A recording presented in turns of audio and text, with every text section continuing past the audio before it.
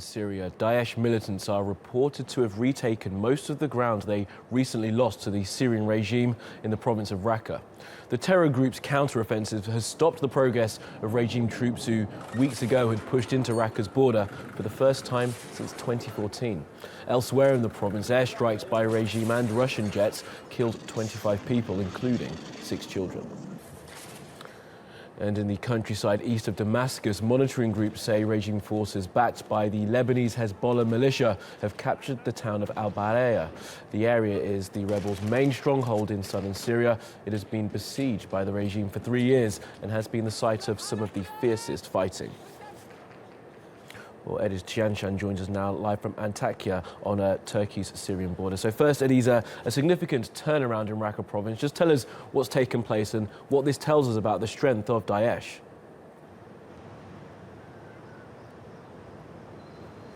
Well, Kamali, we are seeing a strong pushback by Daesh as of this week. Remember, looking back at what happened last week, the Syrian regime forces made an advance in recapturing some of the grounds for the first time in the Raqqa province, which they had lost to Daesh back in 2014. So this was a first time, and everybody wondered whether this advance would continue to disperse Daesh from the area. But as we can see, just in 1 week, Daesh was, we could confirm as of yesterday that Daesh was able to recapture all of those grounds back from the Syrian regime. And also we are told by activists on the ground that the regime forces and its Russian ally have conducted a series of airstrikes within the province of Raqqa, in which we understand 25 people have lost their lives, including 6 children, and dozens more were injured in the incident, some of them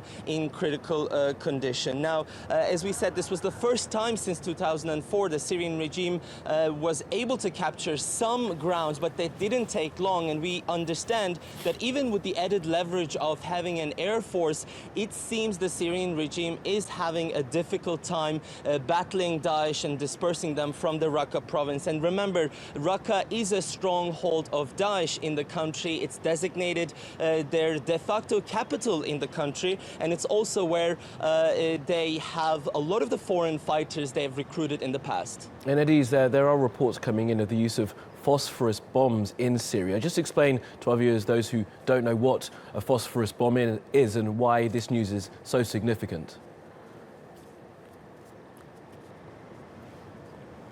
Well, we heard reports from, again, activists on the ground, this time on another front line in this war, where the regime is this time fighting moderate opposition that is in Aleppo province. We are hearing, in fact, the activists have published a new video showing that phosphorus bombs were used on residential areas in the town of Hayan in the province of Aleppo. Now, so far, no reports of civilian casualties were released, but what's significant is that we understand this wasn't the first time a phosphorus bomb was used by the supposedly by the regime or its Russian allies in the Aleppo province. We've had more footage in the past. Just back on Monday, we've seen similar scenes, incidents taking place in Kafr Hamra province. Again, we cannot independently confirm, but activists on the ground are suggesting that it must be the Syrian regime or its Russian ally. Now, what's most significant about this is that the